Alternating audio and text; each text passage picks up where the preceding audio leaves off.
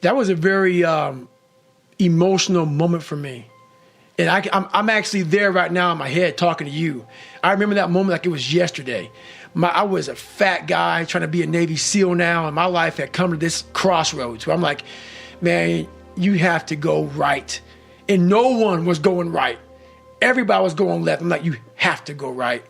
And to know the pain and suffering I was about to endure by going right, the amount of accountability and failure I was going to witness and suffer by myself alone on this journey, it was daunting. So when I finally got to the ASVAB test, and I was taking it for my very last time to get into the SEAL teams or to even try out, they weren't supposed to tell me my score.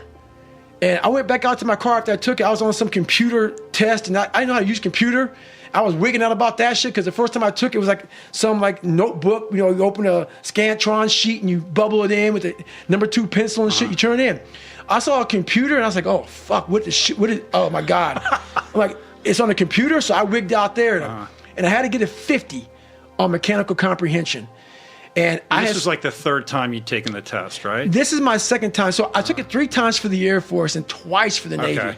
So this is my second time for the Navy. And they're like, hey, this is it, man. You know, you're done. You're too old. You have a limited amount of time to lose 106 pounds, and you have to take his ASVAB again. There's so many things that's crunching down my head. And so when I took the test, I knew I had a good enough score to get in the Navy, but to be a SEAL, I had to score high on mechanical comprehension, a 50. So the first time I got a 44 on mechanical comprehension. So I'm sitting there and I take the test and I hit send. Send meant it's out in outer space somewhere, but I knew it popped up at the administrator's desk. And he's not supposed to tell me shit. He tells you sit down, take your test, and you leave. I walked out, got in my car, or I was walking around the car, whatever. And I was like, I gotta go in and find out, man. So I went in, I literally sat there. Everybody's taking their test, and I'm begging this guy. And he's telling me, I can't tell you shit. It's against government, it's against rules, everything. Right. He opened it up, he goes, okay, man. He said, you got a 65. I said, no, man, I didn't know I got a mechanical comprehension. And he scrolled the page down, and it was exactly a 50. And I literally, like, what came through my body, because it's easy to talk about now to you, but no one knew the time and energy I put into getting that 50. Right. It was pretty amazing. Yeah. I mean, what is that? What did that represent for you? Like the opportunity for a new life to finally get away? It represented an opportunity for a new life, but the thing about it is, I'm trying to be a Navy SEAL. At this time, I was still 200 and some odd pounds. I still had more weight to lose. So think about this. I put everything on David Goggins to be a Navy SEAL. It's like going to the crap table with your last $1,000.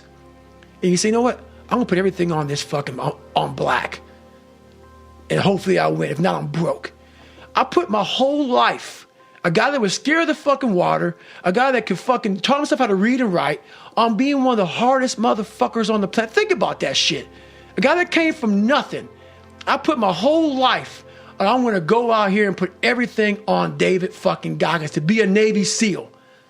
Not to go be a fucking, Boy Scout or some shit. A Navy SEAL. And I look at that, and I did all this shit just to get the opportunity to succeed.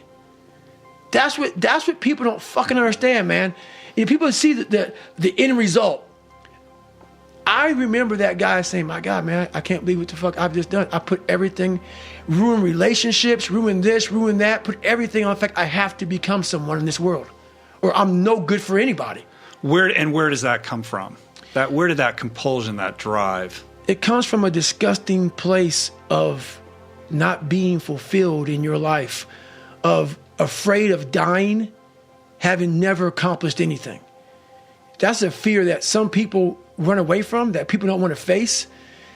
When you have a real fear of dying and being just another person, that I live to pay the bills, I made $1,000 a month.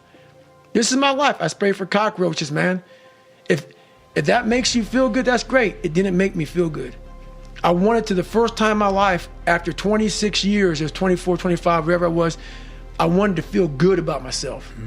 And that was the ticket for it. Yeah, I mean, you have this huge reservoir this capacity to leverage pain and circumstance to drive change within yourself. Right. To be able to not be a victim, but to look at pain as your friend, as a catalyst for growth. And I think there's a lot of people out there. Look, if you're in enough pain, that's going to move the needle for you. There's a lot of people out there that are in just enough pain where they're willing to just settle for what they have because they're not in enough pain to change. Right. And the fear of change outweighs the pain of their daily existence. You know, the one gift I have, with all that being said, what you just said there, is I have the ability to see the end before the beginning even begins. And what that means is I know that to get to the very end, I can see it right now. So before I went to Buds and I was losing all this fucking weight and shit, I saw myself walking across the fucking stage at 191 fucking pounds. That's what I had to get to get into the door. I saw myself 6 months, a year later, whatever's going to take me to do it. I saw myself walking across that stage, getting that fucking certificate of graduation from Buds. And I was able to be there at 300 fucking pounds. And that feeling that I was nowhere near that fucking feeling, I was able to put myself there 1,000,000 times every fucking day. And that feeling of like, my God, that is going to feel fucking amazing. That's what made me suffer. That's what allowed the pain to be real and say, this is worth it. I want to feel for this fucking next 18 months. It took me 18 fucking months to finally become a Navy SEAL, to finally, just get through Buds. 18 months. It's 6 months. It took me 18.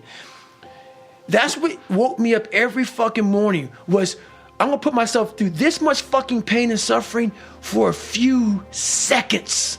That's all it is. A few seconds of joy. And it's so fucking worth it, man. That's what people don't get. So I'm able to put myself at the finish line, even though I have no finish line, but at the finish line of an event before I even start the motherfucker to say, how are you going to feel at the end of this? Well, visualization is one of the challenges.